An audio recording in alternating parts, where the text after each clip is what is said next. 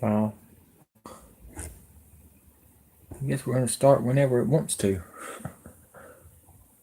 Alright, guys, enjoy. Just give me a moment. Trying to recruit the news here, trying to figure it out where it's at. Okay, we'll get it. We do got some breaking news. For us. George W. Bush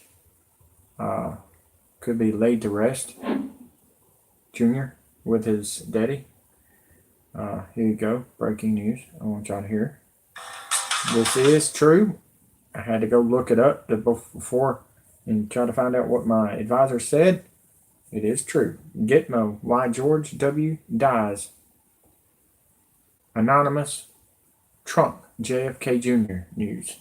All right, here you go, folks. Enjoy.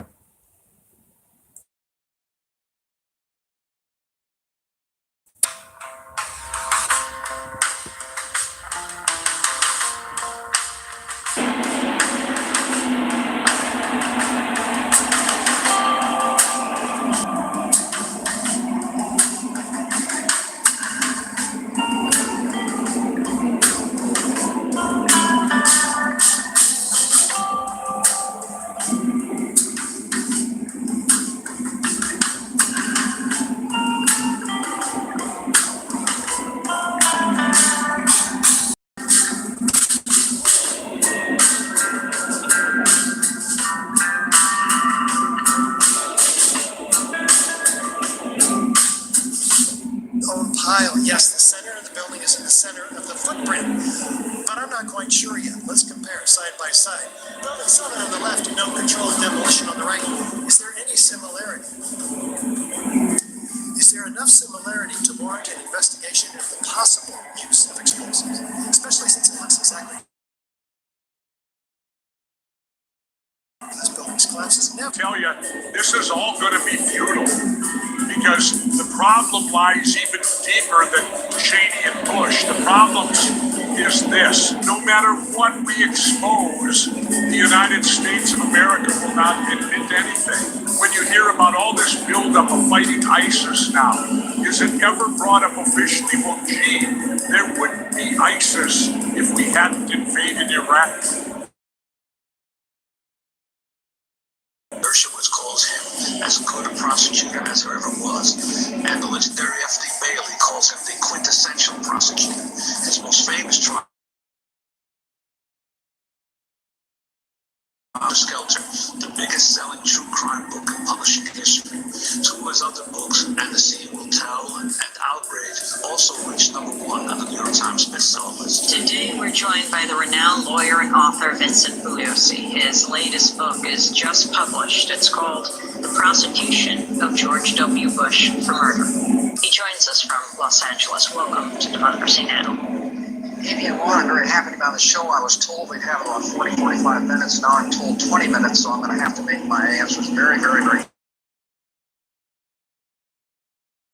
have a long time. Well, why don't we start off by you just laying out your case and how you arrived at this argument, decided to write this book. Well,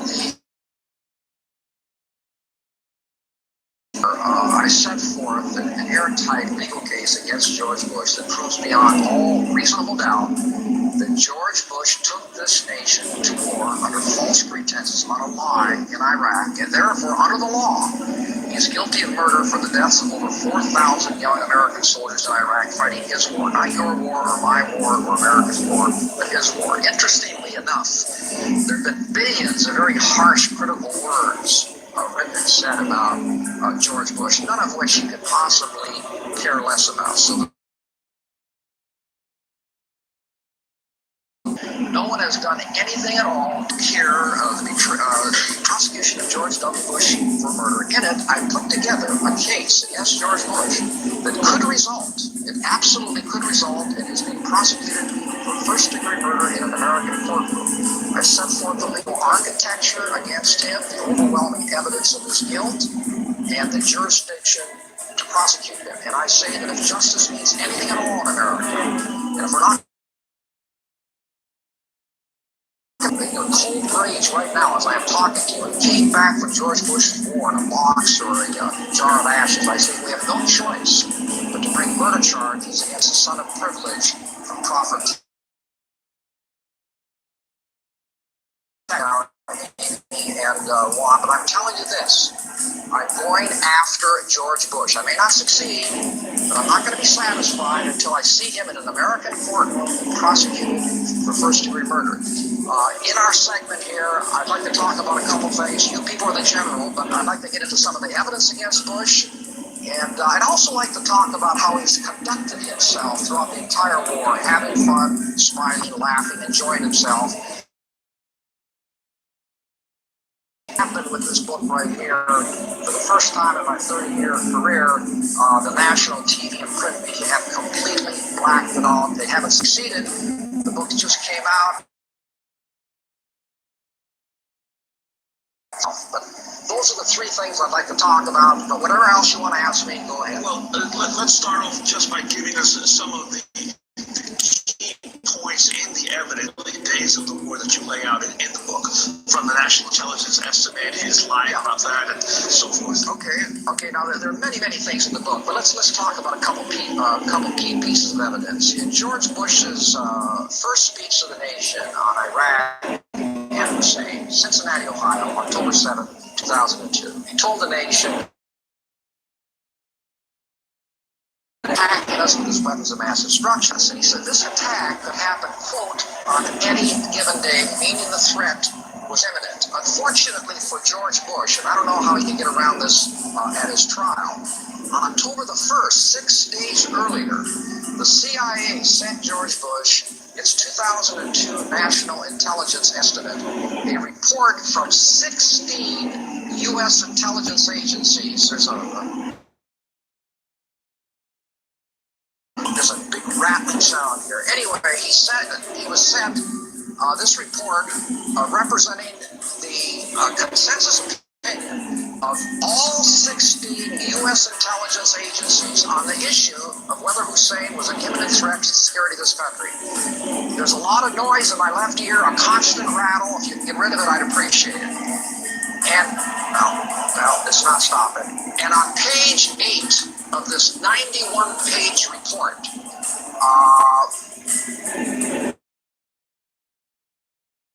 by the way, what I'm about to tell you, to my knowledge, has never appeared in any national newspaper or magazine in America. It may have, but to my knowledge, I've never heard this said before in any of the major magazines or newspapers.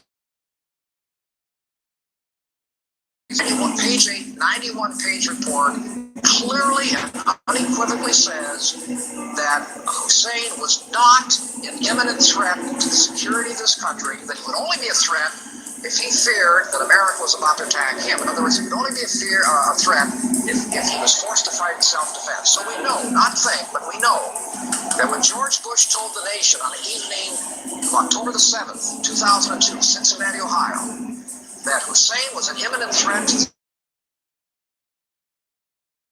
Americans, the exact opposite of what his own CIA was telling him.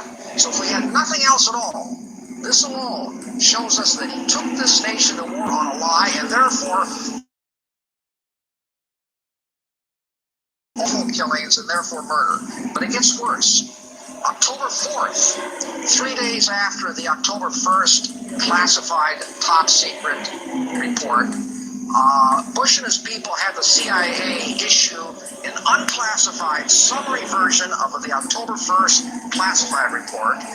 So this report could be issued to the American people and to Congress. And this report came to be known as the White Paper. And in this White Paper, the conclusion of U.S. intelligence of this country was completely deleted from the White Paper. Every single one of these all-important words were taken out. And the question of how sick, how criminal can George Bush and his people be? And yet, up to this point, unbelievably, there's no other word for it, he's gotten by with all of this. I'll touch upon another piece of evidence. January 31st, 2005, 2003. By the way, you've all heard of the Downing Street memo. got a lot of attention. If I prosecuted Bush, that would be a very insignificant part of the case because it's ambiguous. This is the Manning memo that seems to have gone over the head of everyone. It's 100 times more important than the down. George Bush and Prime Minister Tony Blair met in the Oval Office with 6 of their aides, including Condoleezza Rice, the National Security Advisor for Bush, and Blair's Chief Foreign Policy Advisor, David Manning. Now, 2 months later, they go to war because they say Hussein had weapons of mass destruction, and they had to go in there and disarm Hussein and his weapons of mass destruction. After the meeting, Manning prepares a 5-page memo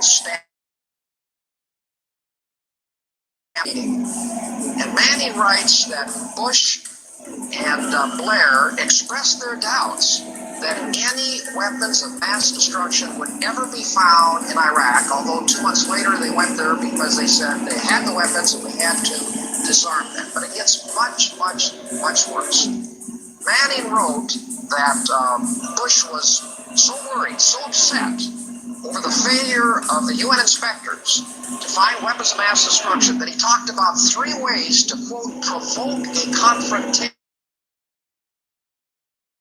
To quote, fly U-2 aircraft, reconnaissance aircraft, over Iraq, falsely painted in United Nations colors, and Bush said it was saying and justify war. So here we have George Bush telling the American people, telling the world, that Hussein was an imminent threat to the security of this country, so we had to strike first in self-defense. But behind closed doors, this very small man was talking about how to provoke Hussein into a war. The very last person in the world that someone acted in self-defense would try to provoke is a person who he's in deathly fear of. The person was about to kill him. If George had weapons of mass destruction, which was the main reason he went to war, the very thought of provoking Hussein into a war obviously would never, ever, ever is extremely powerful evidence of George Bush's guilt. I was on radio with Dennis Miller a couple days ago in LA, and I told him about the Manning memo, and I said, now Dennis, you're representing George Bush. You're his defense attorney. After you hear Manning testify to the Manning memo on the witness stand, console table, what would your response be? And Dennis was very quick, very smart. He gave a good answer. He said it would call for a recess.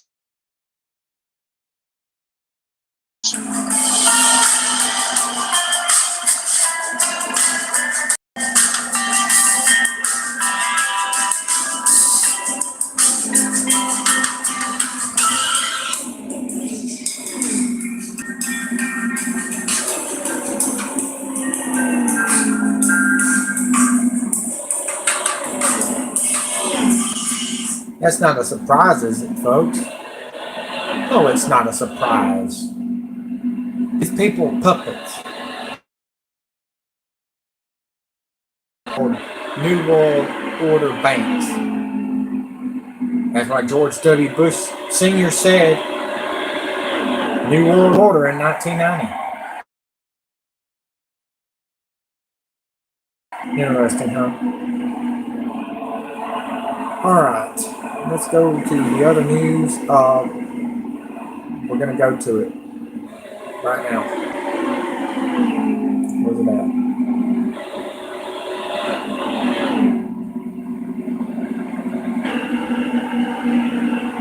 Is this it? What kind of world do you want to live in? No, that's not it. Give me a moment.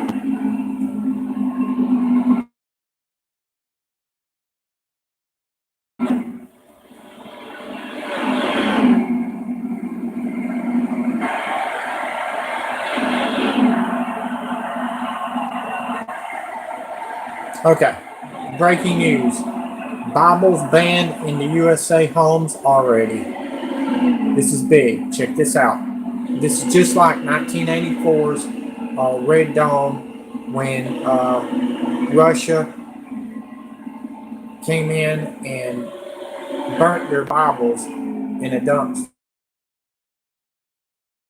And if we're having problems with the internet or satellites, it's because the meteors are hitting the satellites, folks. The garbage that we make, the steel industry and coal industry, is what really messed us up, folks. I want y'all to know that. Let's check this out. The world isn't black and white. There's no set path. I'm sure a lot of you have one in your home. Well, I was going to. All right, let's go. Breaking ground in small town USA. Their homes, but courthouse for the privacy of your home. The Bible is being banned in the USA. So throughout history, so-called dangerous books have been burned, including the Bible. Don't think it can happen here. It's already begun. And the truth is locked up beyond sea.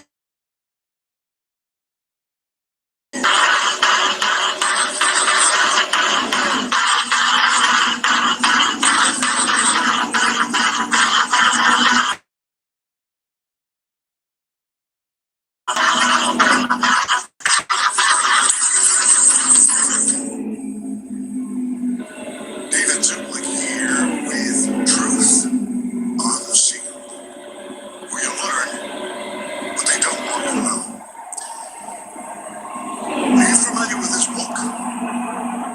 A good many of us have one of these in our homes.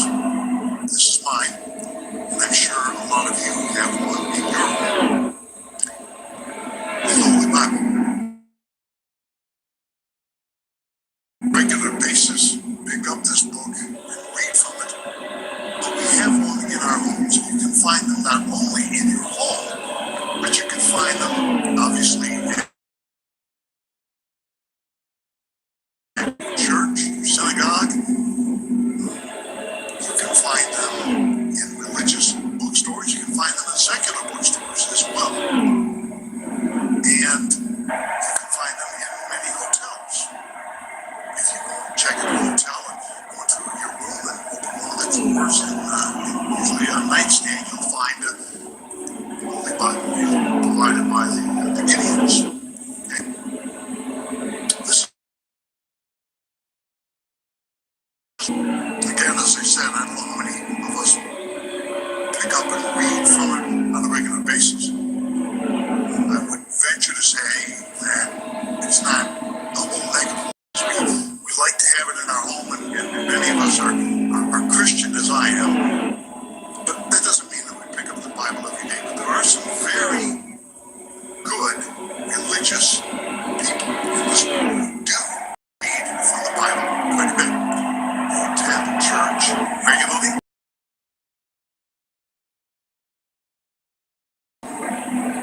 Bible studies. Sometimes at the church, sometimes in their homes. Nothing wrong with that, right? Oh, wait a minute. Fighting with My Family is a with critics. It's a unique sensation. It's a witty and heartfelt comedy and a real.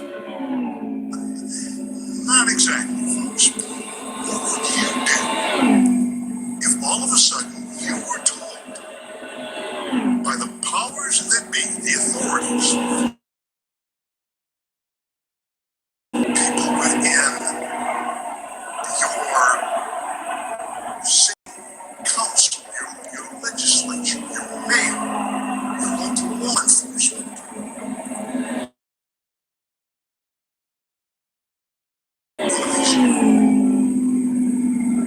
and what would you do if you were told that if you do have one of these in your home, and you invite people into your home and read from this book and have Bible studies, you're going to be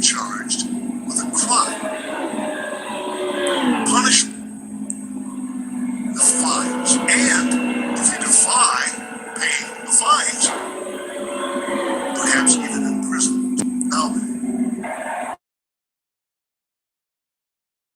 time, right? We know that. There are many countries in which the Bible or any book of worship is forbidden. But here in the United States, that's not supposed to be the case. And yet, it is. In a few places. But one place in particular, the state of Pennsylvania, there's a city there where a couple purchased a farm, a working farm, from the previous owner used to conduct Bible studies and fellowship meetings, as well as some secular activities in her home on that farm. And the pastor agreed. They were also, members of her church, so they knew each other. But they agreed they would continue the fellowship tradition of having Bible studies in their home. And yet, they have recently been told that they can no longer do this, that it is against the rules and against the law. And so, is taking the rights as American citizens under the United States Constitution to express their religious beliefs. This sounds like something out of Nazi Germany. This sounds like something out of... All right, this is lap 26. I'm pitting. 25 laps to go. I've got a fast hot rod. I found the fastest I've ever been in Daytona. And I mean, I am flying. I don't know if it's the number 3 car that looks like Earnhardt or something, but all I got to say is this car is fast. Probably the fastest car I've had all week in Speed Weeks. Hope you enjoy. Stalin is Russia, but it's not. It's not even like any you've ever heard of in communist countries like China. This is about to be.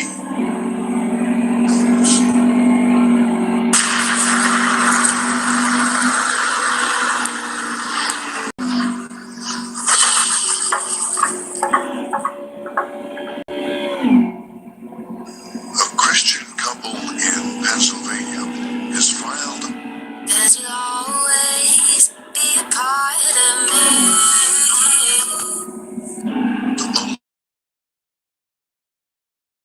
Stop reading the Bible and singing Christian hymns at home, or face fines of up to $500 per day plus court costs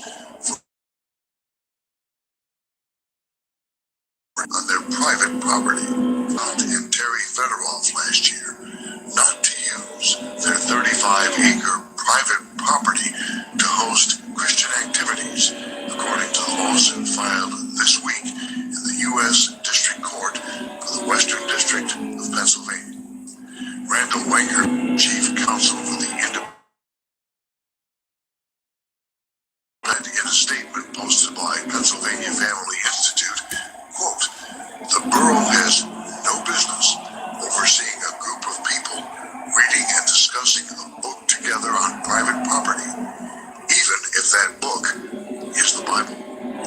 According to the Christian Post, the couple were served a notice of violation and a cease and desist order, intimated that their activities could come under places of worship, while parties, political fundraisers, and other secular activities had not been banned. Jeremy Samek, senior counsel for the law firm, said, quote, "Government should not target religious activities for punishment, particularly when similar secular activities are permitted.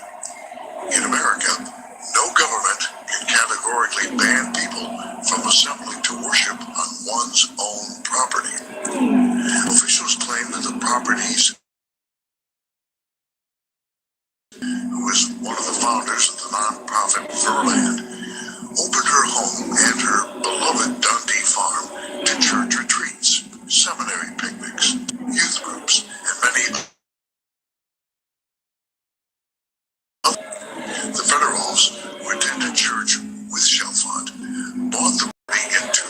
2003 to carry on the traditions started by Chauvin, which she had supported in her 2012 obituary. The couple first appealed to the borough's zoning hearing board, but the dispute remains unsolved. The lawsuit says Sewickley Heights is threatening the Federoffs with fines of $500 per day for having Bible studies at their home, having meetings where religion. I guess $5,000 for the people that can't evacuate the. Okay, this is what I found out. $5,000. Turn this down. Tell you what's going on. $5,000. Okay. What they had to do in Hawaii to evacuate. That could be happening in California. I haven't heard yet. For the Bible, to ban the Bible, that's another fine. You add it up,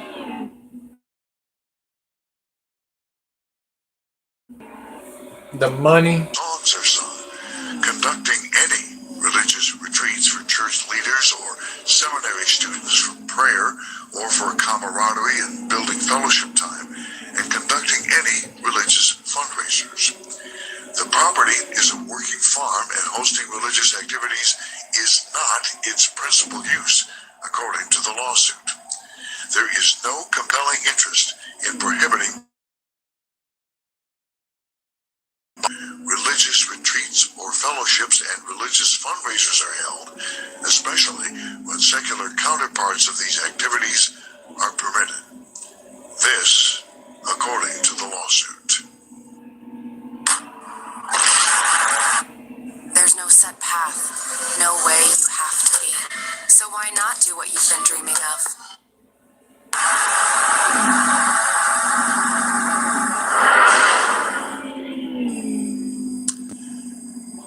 One against the powers that be, because this is going to be a major test of whether or not it is legal or not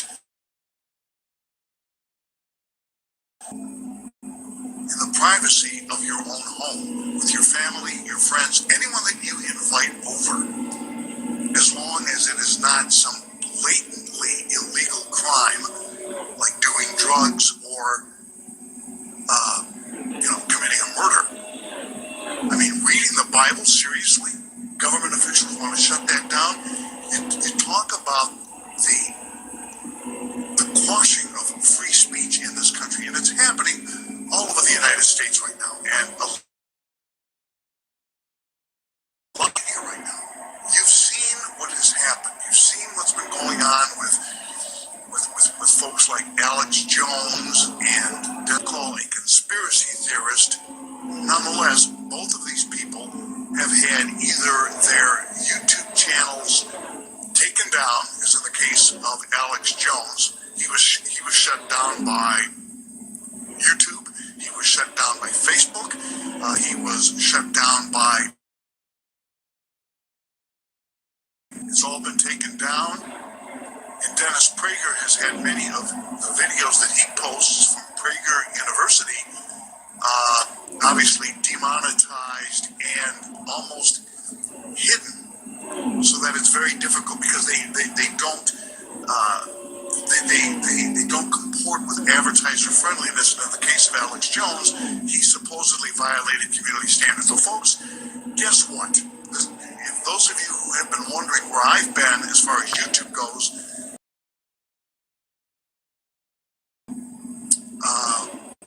our YouTube channel was threatened with because of content that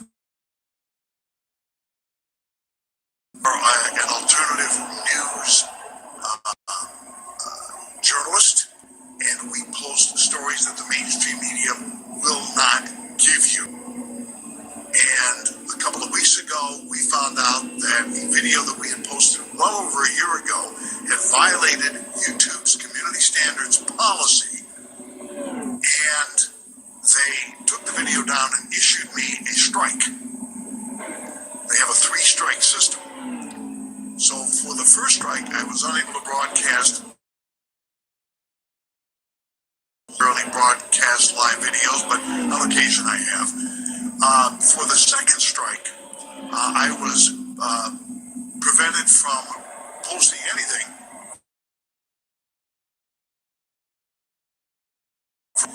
For the third strike, had I gotten one, my channel would have been terminated. Now my channel is managed by another company, and they have been putting out a lot of fires recently, as many of their clients whose channels they manage have had their channels terminated, and this company has had to, fight tooth and nail to get them back up and running. In some cases they've been successful, in other cases they have not.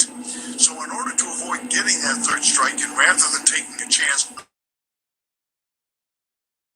I took my own videos down from the channel. I did not delete the channel. The channel is still here, as you can well see if you're watching this on YouTube. But I did take the content down. And I knew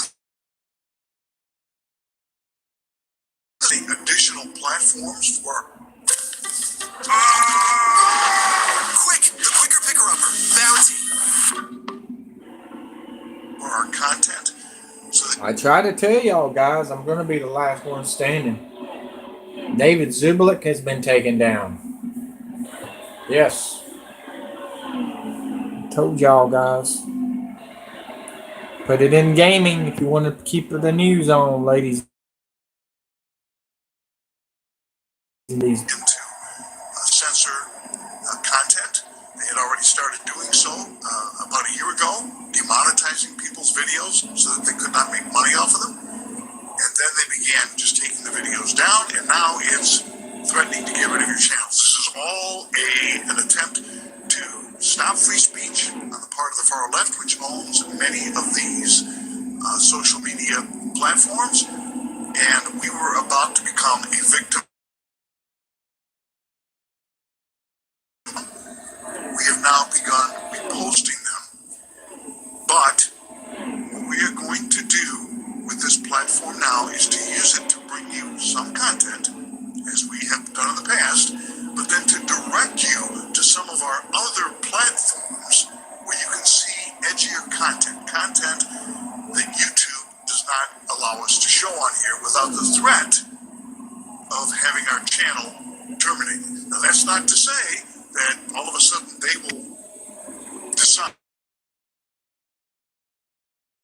Wild is what I think I brought you here about the fact that a couple is not allowed to read the Bible in their own home. They might consider that hate speech. I don't know. I have no way of knowing. But we are allowed to continue. cautions out for debris. And yeah. It was a clean race, no doubt. I got a fast hot rod. I was pushing Eric Amarola. I help a couple of drivers that I respect, and some of them I don't. So, hope you're enjoying the show. Let's keep it up. You posting on YouTube, and you where you can see some content that you cannot see here. So, here is a preview of what we are doing on some of our other platforms. These are the stories that YouTube doesn't want you to know.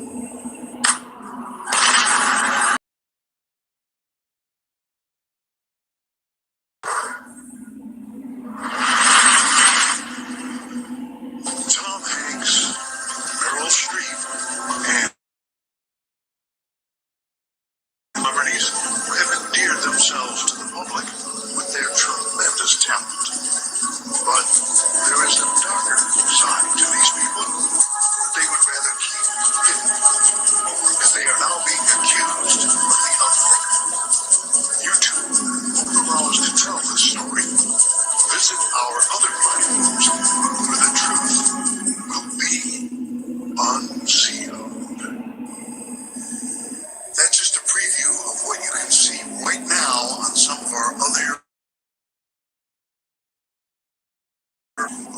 platforms include, but are not limited to, Vimeo, Daily Motion, BitChute, Reel.video, and D2. And we have posted the link to one of those other channels here in the description of this video so that you can go to one of those other platforms and follow me there. I would advise you to follow me on all of the alternative platforms that I'm on, and we'll list all of those here at the end of this video to watch the content that YouTube will not allow us to present here. 'Cause you'll always be a part of me. Because they are censoring content. I invite you to like our Facebook page, facebook.com/David Zublick, facebook.com/DAVID, Twitter @American Talks. Please subscribe to our YouTube channel or resubscribe if you unsubscribed during the course of the last 2 weeks, because YouTube channel, as well as our alternative platforms, which we use here. And above and beyond all else, please spread this information far and wide.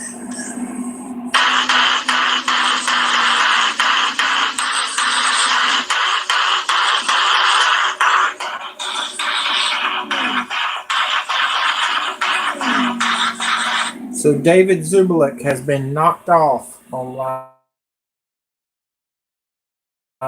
That's what he said. Now he's on another platform. Danny Granda, 35, is doing it now. If you want to, y'all can subscribe to him too. But it's big. This is big news. They're taking the Bible and your freedom on YouTube, even on Facebook, Twitter, you name it. And it's not your president that's doing it, folks. It's 13 world banks. And all I can say is get ready. You know what I mean? Anything can happen. I think we're closing in at the end of 10 miles per hour at Daytona. I'm sure my whole week won't be like that, but this car is special. I don't know what it is, but it is fast, guys. I found a setup that I found and I worked on all week long to get this car right. I hope y'all enjoyed the 25th anniversary car series that I'm doing. This is the Bush Clash. We'll be going to the truck. Yes, we're not done.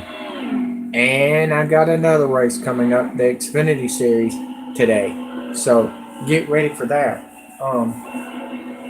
It will be the number 8 truck for Children's Hospital and the number 8 Xfinity Camaro. They're all Chevrolet for the number 8 Shriners Hospital Chevrolet that y'all gonna like. Okay.